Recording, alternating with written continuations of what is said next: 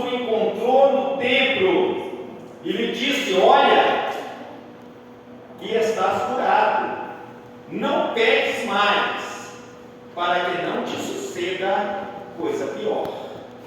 Por que eu estou lendo esse versículo aqui?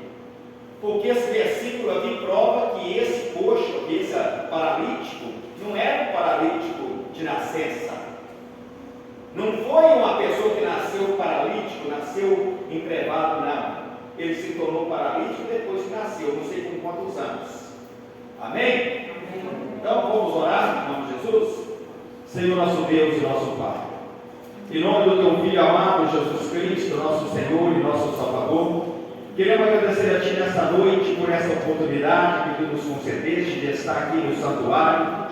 Meu Deus, para ouvir a Tua palavra, para aprender a Tua palavra, meu Deus e meu Pai, para estar aqui em comunhão contigo. Colocamos nossas vidas agora nas Tuas mãos, coloca anjos no altar, em cada canto desta casa, e que o Espírito Santo possa encontrar guarida, Senhor, em nossos corações. Que o Espírito Santo possa nos revelar a Tua palavra, e que o Espírito Santo, maravilhoso Pai, nesta noite, possa ter, maravilhoso Pai, livre acesso aos nossos corações, para que a obra possa ser realizada em nome de Jesus Cristo. Amém? Glória a Deus. Só deu isso aí, pastor? Então é só para os meninos, viu? Pode trazer. Fala para quê? Passa para mim. Porque aqui é o lugar de olho dos meninos. Não pode dormir não, viu, Enzo? Cadê o Enzo? Está lá dormindo? Já está dormindo, Enzo? Irmãos, a realidade é essa. Preste atenção. Essas crianças precisam de vir na igreja.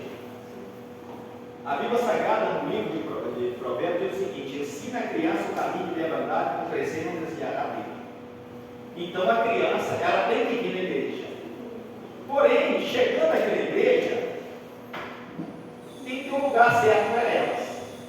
Elas não vão compreender o que eu vou ensinar aqui agora. Porque tem muitos adultos que não estão compreendendo. Não podemos querer obrigar as crianças a compreender. Outra coisa, não é o ambiente para elas. Não é o ambiente adequado para elas aprenderem a Bíblia Sagrada e estar em comunhão ali com o Senhor. Então o que nós estamos fazendo? O pastor Isaías está correndo aí, arrumando um pedreiro, estamos organizando, já limpamos tudo lá atrás, está limpinho. Só que está entrando água. Então amanhã nós vamos ver o que nós podemos fazer para fechar tudo e arrumar uma sala especial para essas crianças que estão aqui no banco, aqui dentro da nave do templo. Você lembra? Está acontecendo duas coisas. Número um, não deixa de atrapalhar, porque nós temos que estar aqui concentrados numa linhagem para poder aprender a palavra. Número dois, estamos atrapalhando eles, estamos colocando eles no lugar errado, em situações erradas. Então, eles nunca vão tomar gosto pela igreja, se nós continuarmos com eles nessa situação aqui. E eles não tomando gosto pela igreja, vai dar trabalho para a mamãe e para o papai trazer eles para a igreja. Certo? E aí, a Bíblia diz assim, no livro de Provérbios: ensina a criança o caminho que deve andar. Quando crescer, não desviará dele. Então nós não vamos ter condições de ensinar, porque eles não vão aprender. Porque o que eu vou fazer aqui agora, nesses 30, 40 minutos, eles não vão pegar um centavo, uma vírgula de nada. A única coisa que eles vão entender é que aqui no final da palestra tem pirulito e bala para eles. Está aqui, ó. Viu, ó? Pirulito e bala. Isso aí eles vão entender. Já estão entendendo. Né, meus irmãos? Já começaram a entender. Amém, meus irmãos? Amém. Então vamos entrar aqui no texto aqui. E eu acredito que semana que vem nós já estamos com a sala pronta para nossas crianças. Irmão, se o Brasil, vou falar ali do Brasil, se as crianças do Brasil, nos últimos 15 anos retroativos, estivessem aprendido dentro da igreja, nós não estávamos com essa juventude transviada que estamos falando hoje. A juventude da tatuagem, a juventude da prostituição, uma juventude de tudo que desagrada o coração do Senhor. Vocês compreenderam isso? O que quer dizer a palavra pródigo? Porque nós temos aqui na Bíblia Sagrada, né, pastor? Uma parábola que todo mundo conhece ela. A parábola do filho pródigo. O que quer dizer a palavra pródigo? Vou voltar aqui para São Paulo, pastor. Não vou entrar na. Então nós estamos diante do texto aqui, irmãos. Eu não vim aqui para pregar, eu vim aqui para ensinar. E eu gostaria que vocês prestassem atenção no que vai ser explicado aqui hoje. Nós estamos em frente a um texto aqui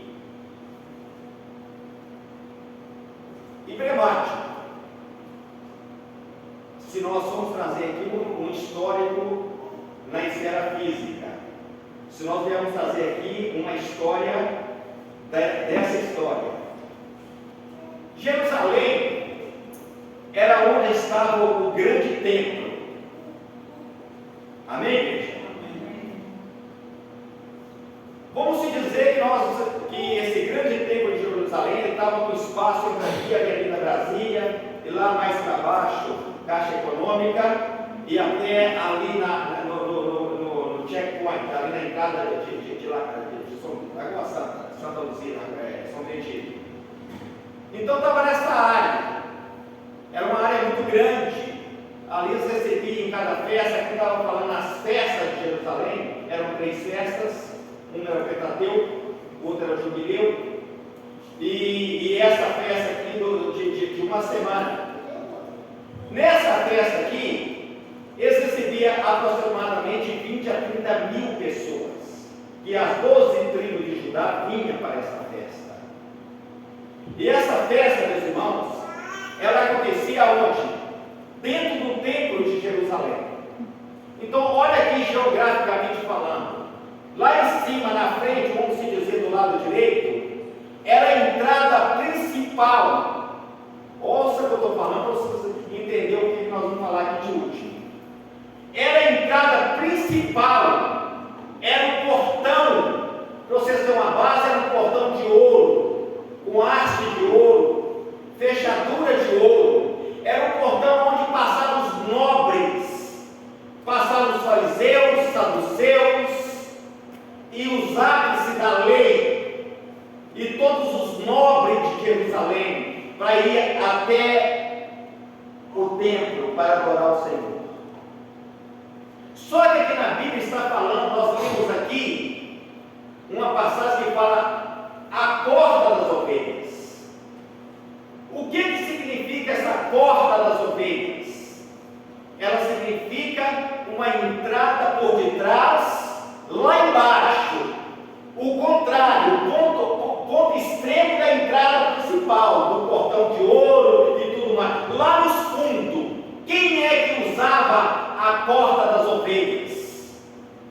Os coxos, os cegos, os paralíticos, os paupérrimos, a pobreza da cidade, financeiramente falando, aqueles que não tinham condições nenhuma, os miseráveis financeiramente dizendo, e também era usado para entrega de mercadorias. Seria, ali tinha cozinha, ali tinha restaurante, ali dentro desse aglomerado, perto do templo. Então, os mercadores iam ali para abastecer os armazéns, os restaurantes, isso, por diante. Então, eles usavam a porta das ovelhas. Agora eu quero chamar a atenção de vocês. A Bíblia diz que havia o quê? Uma multidão.